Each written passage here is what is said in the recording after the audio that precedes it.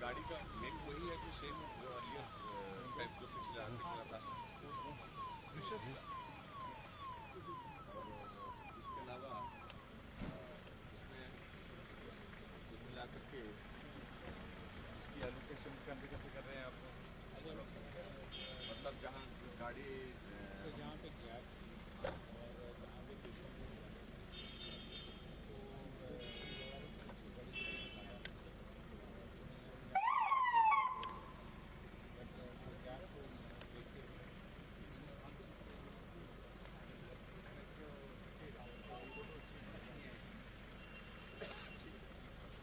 चलो सही बात कमल भाई कमल भाई मेरे को मूव करना है आपकी तरफ। थोड़ा पीछे आ जाओ ना, वो हुई तो गुजरेगी है ना, गाड़ी भी आएगी ना। बालकिशन जी बालकिशन जी पीछे आओ, पीछे। अरे सर एक शॉट में बताया आपने।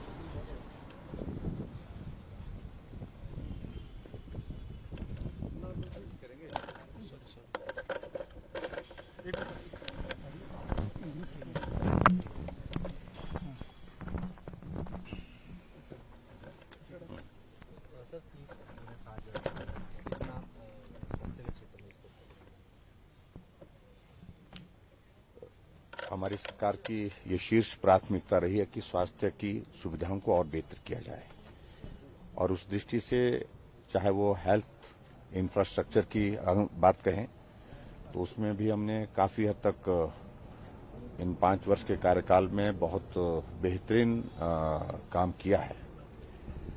और उसके साथ साथ में जो सबसे महत्वपूर्ण चीज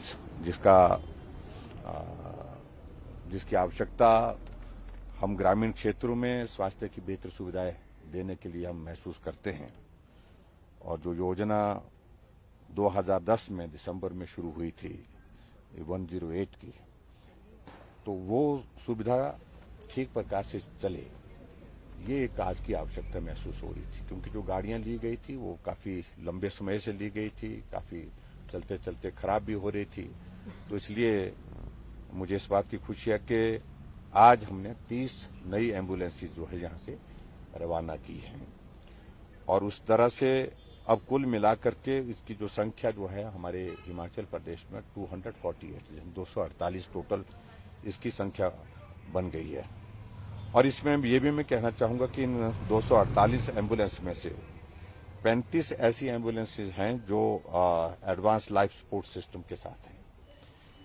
और उसी तरह से इस बात को अगर हम देखें कि हमने लगातार ये प्रयास किया है कि ये एम्बुलेंसेज समय समय पर हम उपलब्ध कराते रहें, और बेहतर स्वास्थ्य सुविधा देने के लिए हम बेहतर काम करते रहे। 2019 में हमने 46 दी थी, 46 दी थी, और 2020 में हमने 100 एम्बुलेंसेज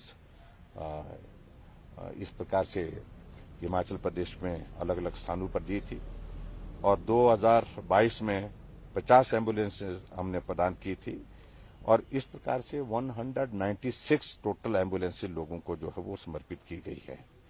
और जिसमें से मुझे इस बात को लेकर के भी प्रसन्नता है कि अब की बार बजट स्पीच में हमने खासतौर से एक और ज्यादा एक इनिशिएटिव लिया है। वो इनिशिएटिव ये लिया है कि हिमाचल प्रदेश में ग्रामीण क्षेत्रों में स्वास्थ्य की सुविधाएं घर द्वार पर हम दे सकें।